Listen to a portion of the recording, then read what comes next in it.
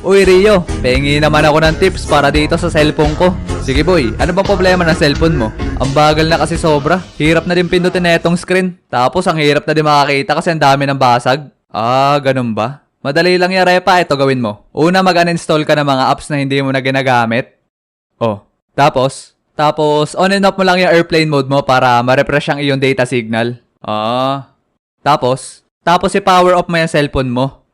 Tapos tagtagan mo yung SD card at SIM card mo.